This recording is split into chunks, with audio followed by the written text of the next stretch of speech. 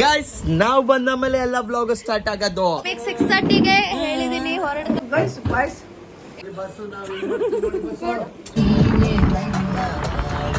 Break ಹಿಡಿತಿಲ್ಲ.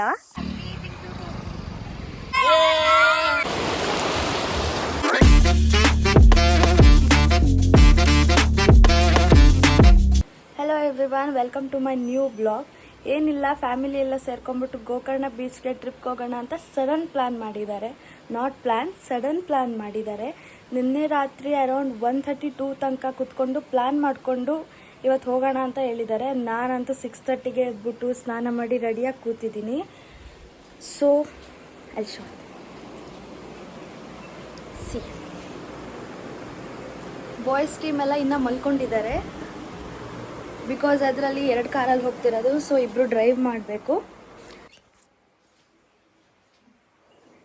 So girls team ಎಲ್ಲ ಎದ್ಬಿಟ್ಟು ಬೆಳಗ್ಗೆ ಎಲ್ಲ ಮಾರ್ನಿಂಗ್ ಕೆಲಸ ಮುಗಿಸಿ ತಿಂಡಿನ ಮನೆಯಲ್ಲೇ ಮಾಡ್ಕೊಂಡು ಹೋಗೋಣ ಅಂತ ಪ್ಲಾನ್ ಆಗಿ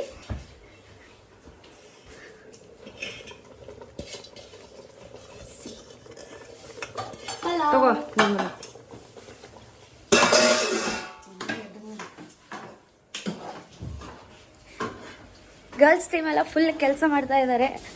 ಅಜ್ಜಿ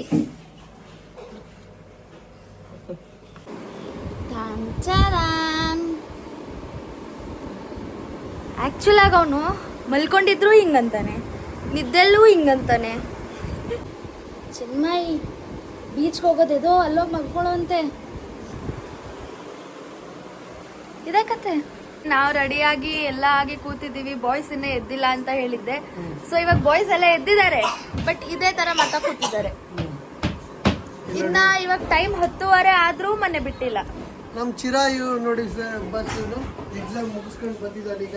ನೋಡಿ ಗೈಸ್, ನಮ್ಮ ಅಜ್ಜಿ ಇವಾಗ ಬಂದಿದ್ದಾಳೆ. Hello guys boys. Hello guys boys ಅಂತೆ. ಹಲೋ ಹೊರಡ್ತೀವಿ ಇನ್ನೇನು. ಬಾಯ್ಸ್ ಎಲ್ಲ ಎದ್ದಿಲ್ಲ ಅಂತ, ಬಟ್ ಬಾಯ್ಸ್ ಎದ್ದಿದ್ರು ಏನ್ ಯೂಸ್ ಇಲ್ಲ. ಇನ್ನು ನಮ್ಮ ಮನೇಲಿ ಹೊರಟೇ ಇಲ್ಲ. ನಾನ್ ನಿಮಗೆ 6:30ಗೆ ಹೇಳಿದೀನಿ ಹೊರಡ್ತಾರೆ ಗೈಸ್ ಅಂತ. ನಮ್ಮ ಮನೇಲಿ ಎಷ್ಟು ಜನ ಇರ್ತಾರೆ ಗೈಸ್? ನಮ್ಮ ಮನೇಲಿ ಇಲ್ಲ, ಹಿಂಗೆ ಹಿಂಸೆ ಕೊಡೋದು ಗೈಸ್. ಗೈಸ್ ಅಲ್ಲಪ್ಪ, ಆಮೇಲೆ ಇನ್ನೊಬ್ಬ ಬರ್ತಾನೆ ಬಸ್ಸು. ನೋಡಿ ಬಸ್ಸು, ನೋಡಿ ಬಸ್ಸು. ನಾವು ನೋಡಿ ಬಸ್ಸು. ಇನ್ನು 10:30 ಆದ್ರೂ ಮನೆ ಬಿಟ್ಟಿಲ್ಲ ಯಾರು. ಅದು ಎಲ್ಲಿಗೆ ಹೋಗ್ತಾರೋ ಏನ್ ಮಾಡ್ತಾರೋ ಅನ್ನೋದು ಗೊತ್ತಿಲ್ಲ. ಇಲ್ಲೊಬ್ಬ ಬಂದಾಗ ಬಾರ ಕಂದ, ಬಾರಲೇ ಬಾರ. ಗೈಸ್ ನಾವು ಬಂದ ಮೇಲೆ ಎಲ್ಲ ಬ್ಲಾಗ್ ಸ್ಟಾರ್ಟ್ ಆಗೋದು. ಅಷ್ಟೋ ತನಕ ಯಾತು ಆಗಲ್ಲ. ರಾತ್ರಿ ಹೇಳ್ತಾ ಇದ್ರಿ ನಾನ್ ಕುಡ್ಕ ಅಂತ, ಬಟ್ ಅಲ್ಲ, ನಾ ದೊಡ್ಡ ಕುಡ್ಕ.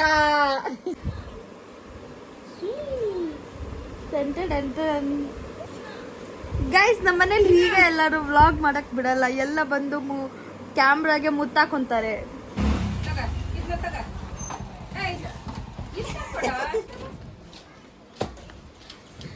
ಬೆಳಗ್ಗೆ 6 ಗಂಟೆಗೆ ಬರ್ತೀನಿ ಅಂದವರು ಬಂದ ಈಗ 11 ಗಂಟೆಗೆ.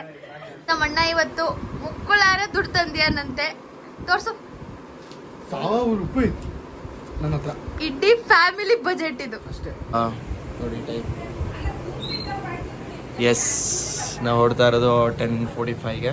ಸೊ ಈಗ ಬಿಟ್ಟರೆ ನಾವು ಗೋಕರ್ಣ ಹೋಗ್ತಾ ಇದೀವಿ. ಗೋಕರ್ಣ ಹೋಗೋದಷ್ಟಿಗೆ ಒಂದು 10:45 to 1 ಇಟ್ಕೊಳ್ಳಿ, 1 ಲೆಕ್ಕಾಚಾರ. ಎಲ್ಲರೂ ಈಗ ರೆಡಿ ಆಗ್ತಾ ಇದ್ದಾರೆ, ಈಗ ರೆಡಿಯಾಗಿ ಹೊರಟಿದ್ದಾರೆ. ಇನ್ನೂ ಹೊರಡ್ತಾನೆ ಇದ್ದಾರೆ. ಅಲ್ಲಿ ಸಿಗ್ತೀವಿ. ಈ ತರ ಮಂಗಾಟಕ್ಕೇನು ಕಮ್ಮಿ ಇಲ್ಲ ನಮ್ಮನ್ನ.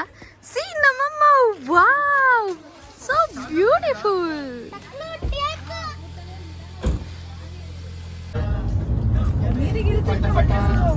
ನನಗೆ ಬೇಕು ಪಟ ಪಟ. ಇದು ಮಾಡ್ತೀಯಾ ಅಲ್ಲಿ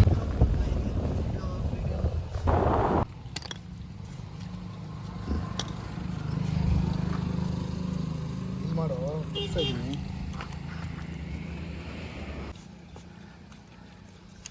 ಬಂದಿಲ್ಲ ಅವತ್ತು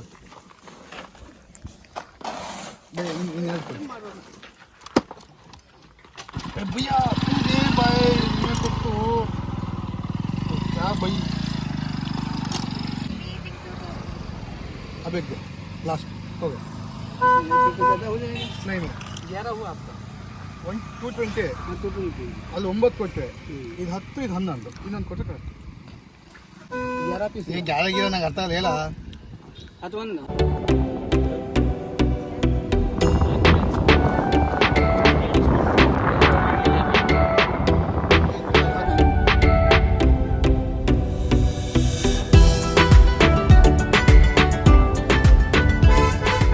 ಮುಗೀತು ಬರ್ರಿ.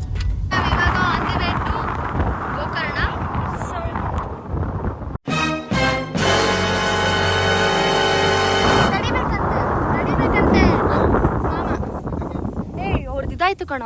ಗೋಕರ್ಣ ಹೋಗೋ ರೋಡಲ್ಲಿ ಘಾಟ್ ಸೆಕ್ಷನ್ ಕೆಳಗಡೆ ಇಳಿದಿದ್ದೀವಿ.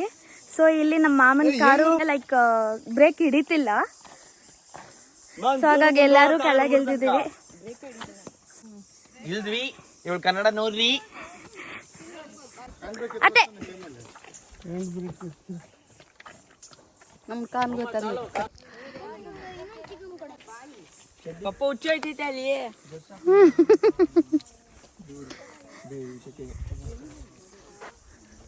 ಕುಮಟಾ ಇನ್ನೂ 35 ಕಿಲೋಮೀಟರ್ಸ್ ಇದೆ ಇಲ್ಲಿಂದ. ಮಾಮ ರಚ್ಚಿಗೆ ಬಂದು ಬ್ರೇಕ್ ಹಿಡಿತಿಲ್ಲ ಅಂತ ನನ್ನ ಮೇಲೆ ಹತ್ತಿಸಿ.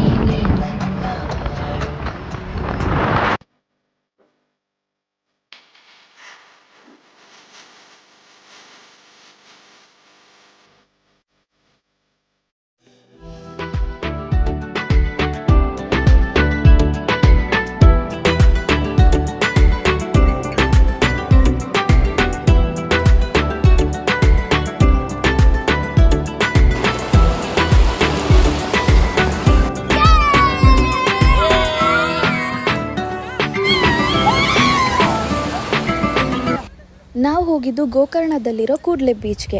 ಊಟ ಎಲ್ಲ ಮುಗಿಸ್ಕೊಂಡು ನೀರಿಗೆ ಆಟಾಡೋಕೆ ಇಳಿದಿದ್ದೆ 5 o'clock ಆಗಿತ್ತು. ದೆನ್ ಅಲ್ಲಿಂದ ನೀರಿಂದ ವಾಪಸ್ ರಿಟರ್ನ್ ಇದ್ದಿದ್ದು 7 o'clock ಅಷ್ಟೊತ್ತಿಗೆ. ರೂಮಿಗೆ ಹೋಗಿ ಫ್ರೆಶ್ ಅಪ್ ಆಗಿಬಿಟ್ಟು ನಾವು ಸ್ವಲ್ಪ ಫೋಟೋಶೂಟ್ ಮಾಡ್ಕೊಂಡ್ವಿ ಫ್ಯಾಮಿಲಿ ಜೊತೆ.